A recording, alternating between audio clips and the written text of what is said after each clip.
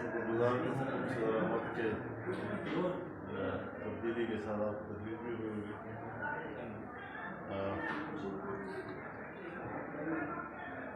اس سال 8 فروری کو الیکشن ہوئے تھے، اس پر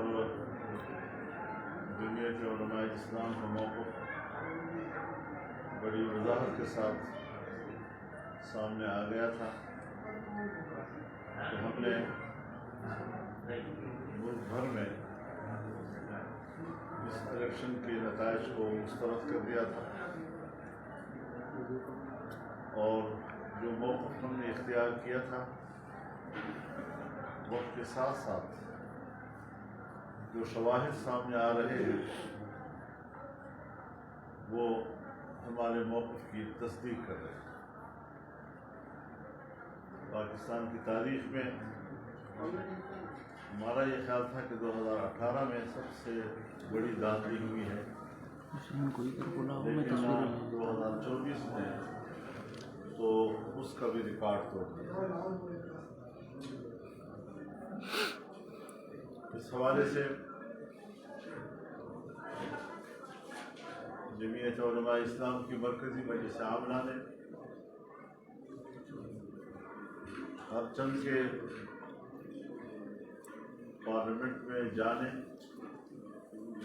اور تحفظات کے ساتھ جانے کا فیصلہ کیا،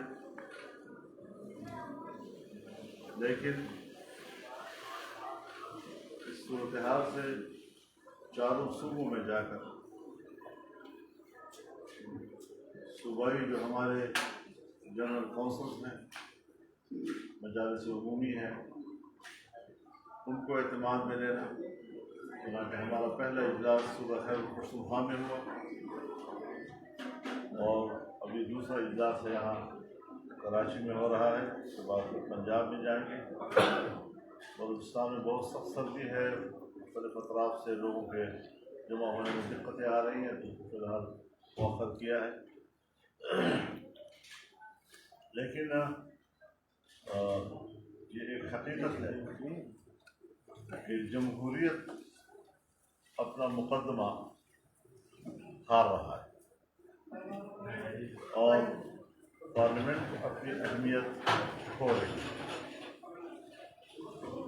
اس صورتحال میں اب کیا کیا جائے؟ یہ پارلیمنٹ جس وقت ہم دیکھ رہے ہیں یہ عوام کی نمائندہ نہیں ہے، یہ دھاندلی کی پیداوار ایک پارلیمنٹ ہے جس میں کچھ لوگ اپنے آپ کو حکمران کہلائیں اور قوم کے دلوں پر وہ حکومت نہیں کر سکے۔ ان کی جسموں پہ تو شاید حکومت کر سکے، لیکن قوم دل سے اس کو تسلیم نہیں کرے گی۔ اس حوالے سے ہم آج یہاں کراچی آئے ہیں، یہاں کے صوبائی جنرل کونسل اور یہاں کے ورکرز، ان کے ساتھ ہم نے ساری صورتحال پہ بات کر دی ہے، اور پھر مزید ہم ملک میں تحریک چلانے کا ایک لائحہ عمل بنائیں گے۔ بھرپور تحریک ہوگی، عوامی قوت کے ساتھ ہوگی، اور ملک کی سیاست کو تبدیل کرے گی، کایا پلٹے گی۔ اس طرح نہیں رہیں گے جس طرح کے ہم پہ مسلط کیے جا رہے ہیں۔ یہ حالات ہم نہ تسلیم کرتے ہیں، نہ اس کو ہم قبول کرتے ہیں۔ اس کے خلاف بھرپور عوامی رد-عمل آئے گا، لیکن ہم اس کو منظم طریقے سے آگے بڑھانا چاہیں گے۔ مزید اگر آپ حضرات مولانا صاحب یہ بتائیے کہ نواز شریف سے کیا شکوے کیا شکایت آپ نے کی، اور زرداری صاحب کہتے ہیں کہ آپ کو منا لیں گے، کیا آپ کو منانے میں کامیاب ہوں گے؟ دوبارہ کوئی شامل ہوں گے؟ دیکھیے، ہمارا کوئی ذاتی جھگڑے کسی کے ساتھ نہیں ہے کہ وہ ہمیں منا لیں گے۔ مسئلہ قوم کا ہے، مسئلہ عوام کا ہے، इन्होंने इक़्तिदार की कुर्सी को शायद अपनी जागीर समझ लिया है। वो समझते हैं हम पूरी असम्बली जो है वो पैसे की ताकत पर ख़रीद लेते हैं। चुनांचे सिंध असम्बली ख़रीदी गई है, बलूचिस्तान असम्बली ख़रीदी गई है और मुख्तलिफ़ सूबों में उन्होंने जो पैसा इन्वेस्ट किया है, पैसे की बुनियाद पर अगर मुल्क की हुकूमत चलनी है और असम्बलियाँ ख़रीदनी हैं तो फिर ज़ाहिर है कि हम तो फारग हैं। मौलाना साहब, PTI कह रही है कि मुल्क की बड़ा ग्रैंड अलाइंस बनाने जा रहे हैं। सिंध में जैसा कि 4 जमाती इत्तेहाद है, जो DDA और JUI है, तमाम जमातें जो इलेक्शन में धांधलियों के खिलाफ मुतहर्रिक है। कल रात आपकी DDA के रहनुमाओं से मुलाकात हुई है। क्या सिंध में इस जो एहतजाज जारी है इसको मज़ीद वसी तर बनाया जाएगा और ग्रैंड अलाइंस जो बनने जा रहा है उसके हवाले से? देखिए, अभी तक किसी ग्रैंड अलायंस का कोई इस वक्त बाज़ाब्ता तजवीज़ नहीं है। रात को भी हमारे दोस्त ने घर के खाने में सबको बुलाया था, मुलाकात हुई सबके साथ, बड़ी अच्छी मुलाकात रही। तो ये मुलाकातें होनी चाहिए, इसमें मुज़ाकरा होता है, इसमें डिबेट्स होती हैं, हालात को समझा जाता है और ये हमें अंदाज़ा लगाना ज़रूरी है कि हम आईन और कानून के हुदूद में रहते हुए अपना हक़ इजहार राय इस्तेमाल करें। और इस वक्त नौजवान नस्ल में बहुत ज़्यादा शिद्दत आ रही है और मुल्क के अंदर एक नज़रिया तो नहीं है, बहुत से लोग अपने नज़रियों के हामिल हैं। कुछ लोग वैसे ही असम्बलियों से मायूस हैं, एक ज़माना हो गया कि मायूस हैं, मज़ीद उनको असम्बलियों और जमहूरियत से मायूस किया जा रहा है। एक तबका वो भी है जो बिल्कुल जमहूरियत को कुफर समझता है। हमने उस माहौल में जमहूरियत के साथ खड़े होने का फ़ैसला किया। हमने आईन और कानून की रोशनी में जमहूरियत की तशरीह की और लोगों को उसकी तरफ आमादा किया। इस सारी कुर्बानियों के बावजूद कौन है जो हमारे इस हक़ पर डाका डालता है? हम कोई डाका तस्लीम नहीं करते। हम डाका डालने को मुजरिम समझते हैं। लाख दफ़ा वो एस्टेब्लिशमेंट हो, लाख दफ़ा वो फ़ौज हो, लाख दफ़ा वो मुसल्लह क़ुव्वत हो, लेकिन जबर को जबर कहा जाएगा, उसको कभी अदल तस्लीम नहीं किया जाता। ये कहा जा रहा है कि जिस तरह से पहले आम लोग भी ये कहते हैं कि जरदारी साहब से भी आपकी दोस्ती, मियाँ साहब से भी आपकी दोस्ती रही है और अब भी है, तो इस वक्त ऐसे कौन सी वो चीज़ सामने है कि आप इतने उनसे दूर हुए? दूसरी ये कि किसको समझते हैं कि असम्बलियाँ खरीदने का आप किनको कह रहे हैं और असल जिम्मेदार कौन है जिन्होंने ये सब कुछ किया है? मैं बड़े वजाहत के साथ अर्ज़ कर देना चाहता हूँ कि पीपल्स पार्टी को और मुस्लिम लीग नून को तकरीबन वही मैंडेट मिला है जो 2018 में मिला। फिर उस वक्त धांधली क्यों थी और आज धांधली क्यों नहीं? PTI को वही तकरीबन मैंडेट मिला है जो 2018 में मिला। उस वक्त धांधली नहीं थी, आज धांधली क्यों? दोनों से सवाल है। लेकिन जमीयत उलमा अपने उसूली मौक़िफ़ पे कायम है। धांधली 18 में हुई है तब भी धांधली है, धांधली 2024 में हुई है तब भी धांधली है। जहाँ तक पार्टियों का ताल्लुक़ है, ज़रूर सब दोस्त तशरीफ़ लाए हैं, उनके अकाबिरीन तशरीफ़ लाए हैं, हमने उनको एहतराम दिया है। एहतराम का रिश्ता तो पहले भी रहा है, आइंदा भी रहेगा। और PTI के वफूद भी आए हैं, एक से ज़्यादा मरतबा वो तशरीफ़ लाए हैं, हमने उनको भी एहतराम दिया है, इज़्ज़त दी है। और सियासत में आप जानते हैं कि हमने कभी भी तल्ख़ी को फ़रोग़ नहीं दिया, तासुबात को फ़रोग़ नहीं दिया, गालम गलोच को फ़रोग़ नहीं दिया। मौक़िफ़ लिया है, इत्तिफ़ाक़ राय भी किया है, इख्तिलाफ़ राय भी किया है, एतदाल के साथ और दलील के साथ किया है। लेकिन मैं आपको इत्मीनान दिलाता हूँ कि अब तक हम अपने मौक़िफ़ पे कायम हैं। पार्लियामेंट में जाएंगे, एहतजाजी और तहफ़्फ़ुज़ात के तौर पर हम जाएंगे, कोई वोट हमने इस्तेमाल नहीं करना। और इंशाअल्लाह अज़ीज़ हमारे जो दोस्त जमातें जो हमारे पास तशरीफ़ लाए, बार बार लाए, इंशाअल्लाह अब वो इसरार नहीं करेंगे। हमने अपने मौक़िफ़ उनको तकरीबन बनवा दिया है। मौलाना साहब, आप PDM की सरबराही की उस ज़माने में आपकी उस वक्त की फौजी क़यादत से मुलाकातें भी हुई, लेकिन ये कैसे हो गया कि मुस्लिम लीग नून और पीपल्स पार्टी तो उनकी सारी सीटें मिल गई, लेकिन जिन सीटों पे आप समझते थे आपको उम्मीदवार जीतना चाहिए, न सिर्फ आप बल्कि मजहबी जमातों को इस इलेक्शन में बड़ा दूर परे रख दिया गया है। तो आप क्या समझते हैं इसके जिम्मेदार क्या वही कुव्वतें जो 2018 में जिन्होंने इलेक्शन को? जी बिल्कुल, वही कुव्वतें जिम्मेदार हैं। ये बैनुल-अक़वामी दबाव में भी रहते हैं। ऐसे हालात में जब मैं इसराइल के खिलाफ हमास की क़यादत से मिलने जाऊँगा तो बैनुल-अक़वामी सतह पर नाराज़गियाँ तो पैदा होंगी। अमेरिका भी और यूरोप भी जो इसराइल के मज़ालिम की खुशपनाही कर रहे हैं उनको तो तकलीफ होगी। अफ़गानिस्तान में शिकस्त खा चुके हैं, वहाँ इमारत इस्लामिया की हुकूमत है। हम पाकिस्तान और उनके ताल्लुकात को बेहतर बनाने के लिए गए, हमने उनके इस्तेहकाम की बात की और इसके इस्तेहकाम पाकिस्तान की ज़रूरत है। तो ज़ाहिर है कि उनकी नाराज़गी तो ज़ाहिर है कि उनके इस्तेहकाम के लिए हम बात करेंगे तो नाराज़ तो होंगे। तो वो बैनुल-अक़वामी दबाव जो हमारे मुल्क के इस्टेब्लिशमेंट पे आता है तो हमारे खिलाफ अब भी मुस्तकिल तौर पर आया है। और यहाँ पर भी जिन लोगों को ये ख़तरा था कि शायद फजल रहमान आने वाले वक्त में हमारे मुकाबले में सदारती उम्मीदवार बन सकेगा, उन्होंने भी अब तजोरियाँ खो दी। मौलाना साहब ये बताइएगा, मौलाना साहब यहाँ से ले लें, एक यहाँ से 3 हो गए, यहाँ से ले लें। वज़ीर आज़म के लिए आपने अपने राय या वोट जो है वो इस्तेमाल नहीं किया, सदर के उम्मीदवार के लिए भी यही फैसले कायम है या वोट इस्तेमाल करेंगे? सदर कायम है। महमूद खान साहब मेरे पास आए थे, लेकिन चूँकि उन्होंने हमसे पहले मशवरा नहीं किया था, अगर वो पहले मशवरा कर लेते तो शायद हम एक अच्छी स्ट्रेटजी हम बना सकते हैं, लेकिन वो फैसला कर चुके हैं। तो पार्टी का मौक़िफ़ तो अभी तक वही है।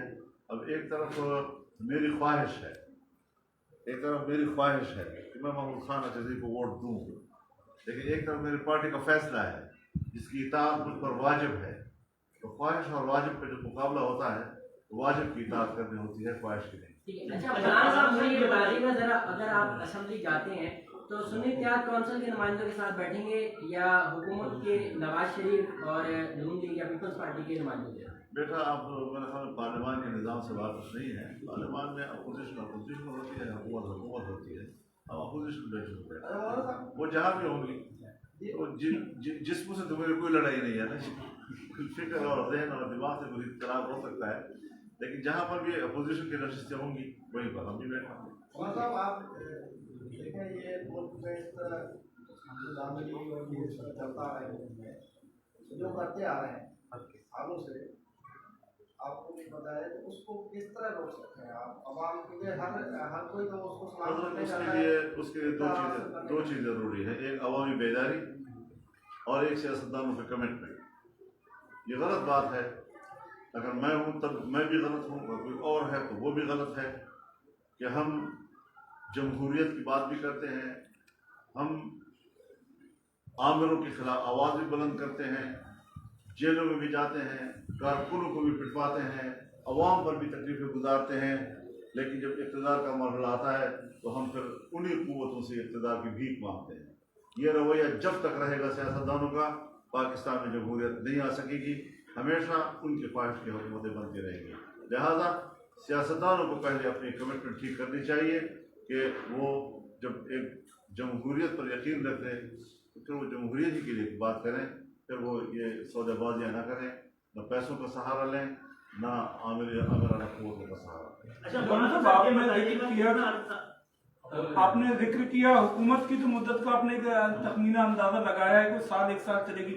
जरदारी साहब जो वो कितना अर्सा उनका इक़्तिदार बतौर सदर रहेगा? दूसरा भी एक एक्सट्रीम पोजीशन इमरान खान और पीटीआई से मुताल्लिक थी कि वो एक यहूदियों के एजेंट हैं। आपको क्यों इतना वो जल्दी अपनी एक्सट्रीम पोजीशन वापस लेकर पीटीआई के साथ हाथ मिलाना पड़ गया, ताल्लुक बनाना पड़ गया? बार बार इस बात की तकरार की जरूरत नहीं है ना, आप एक सवाल बार बार करें। मैं जहाँ भी प्रेस में जाता हूँ एक ही सवाल, फिर उसका एक ही जवाब, एक ही सवाल फिर एक ही जवाब। देखिए, सब चीज़ें वक्त के साथ साथ ही तहरीर हुई हैं। मौक़िफ़ जो हमने उठाया था वो अब भी है, और उसको हमने अगर तहलील करना है तो उस पर हम एक माहौल तो अब बना सकते हैं कि ऐसे माहौल में जब हम बातचीत कर सकें, जो हमारे तहफ़्फ़ुज़ात हैं वो कैसे दूर करेंगे उसको, जब दूर होंगे तो फिर तो ज़ाहिर है जी कि वो भी पाकिस्तानी है, वो भी पाकिस्तानी है, लेकिन उसके लिए एक माहौल तो चाहिए। अब जब तक हम इख्तिलाफ करेंगे तो ज़ाहिर है कि मीडिया का पेट तो भर सकेगा, उससे आपके काम तो चलता रहेगा, लेकिन ये है कि इससे मुल्क को तो कुछ नहीं मिलता।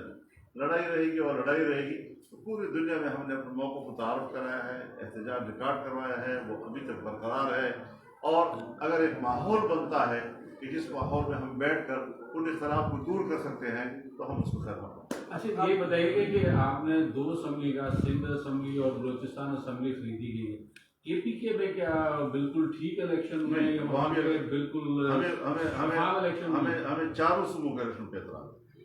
ہم ایسا نہیں ہے کہ خدا نخواستہ کے پی میں الیکشن ہوا ہے تو ہم اس پہ مطمئن ہیں، وہاں بھی مطمئن نہیں ہیں، اور اسٹیبلشمنٹ نے کچھ اپنی ہی تقسیم کی ہے، کسی کو ایک جگہ، کسی کو دوسری جگہ، کسی کو تیسری جگہ، سب کو ایڈجسٹ کرنے کی کوشش کی ہے، لیکن جمعیت علماء کا معاملہ مختلف ہے۔ وہ بین الاقوامی جو ہمارا ایک ورلڈ وائڈ ایک گیم ہوتی ہے اور جو ڈیپ پالیٹکس ہوتی ہے اس کا حصہ ہے، اور وہاں سے جو چیزیں ہلتی ہیں یہاں پر وہ اس کی حرکتیں جو ہے نظر آتی ہیں، تو ہم اس کو فیس کر رہے ہیں اور انشاءاللہ ہم نظریات کی طرف فیس کریں گے۔ پاکستان کے عوام کے دلوں میں امریکہ محبت پیدا نہیں کر سکتا۔ آج فلسطینی شہید ہو رہا ہے اور 30,000 تک شہادتیں پہنچ چکی ہیں، بارشیں ہوتی ہیں تو ان کے سر چھپانے کی جگہ نہیں ہے، بچوں کی لاشیں پڑی ہوئی ہیں، ہزاروں کی تعداد میں وہ بچے ہیں جو شیرخوار تھے اور آنے والے وقت میں ان کو یہ علم نہیں ہوگا کہ ہم کس کے اولاد ہیں۔ کیا یہ انسانی حقوق نہیں ہے؟ کیا امریکہ اور مغربی دنیا کو اس انسانی حق کا احساس نہیں ہے؟ یہاں وہ حیوان بن چکے ہیں، وحشی بن چکے ہیں، اور اسرائیل کی جو درندگی ہے اس کو سپورٹ کر رہے ہیں۔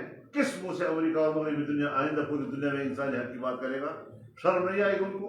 اور اسلامی دنیا کے حکمرانوں کو بھی حیا کرنی چاہیے۔ ان کی غیرت و حمیت کہاں چلی گئی ہے کہ اسلامی دنیا اس وقت جو ہے وہ خرگوش کے مزے لے رہی ہے؟ ان کو بھی اٹھنا چاہیے اور کھل کر اپنے مسلمان بھائی کے ساتھ کھڑا ہو جانا چاہیے۔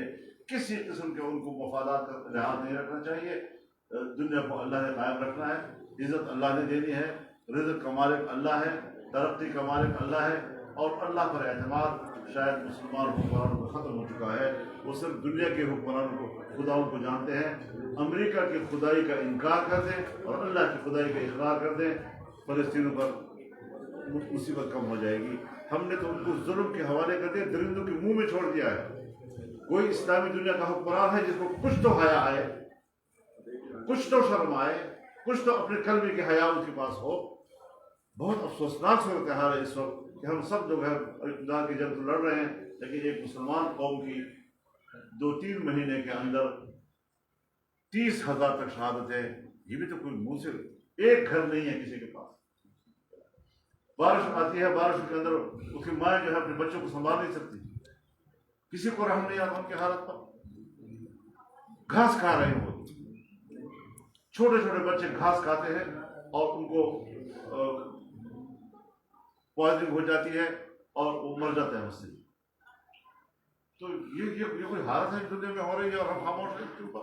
اچھا مولانا صاحب یہ بتائیے گا، جیسے کہ مہنگائی بہت زیادہ ہے، آگے IMF کا پروگرام بھی آ رہا ہے، اب آج آپ نے اعلان کر رہے ہیں کہ آپ اسٹریٹ پہ آئیں گے، تو اس سے تو اور عدم استحکام جو ہے وہ بڑھے گا۔ کوئی ایسا راستہ نہیں ہے کہ وہ ہر استحکام کے لیے ایک انہدام ضروری ہوتا ہے۔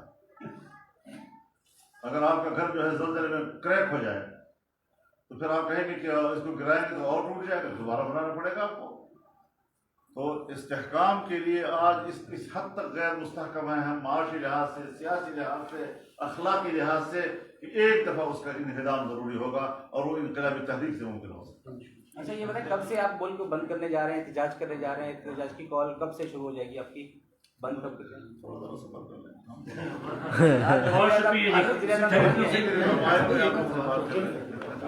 ایک بتا دیں، آپ نے کہا اسمبلیاں خریدی گئی، انہوں نے ان کے ذریعے خریدی گئی، کیا جمعیت علماء اسلام نہیں خرید سکتی تھی کوئی اسمبلی؟ خرید لی گئی ہے۔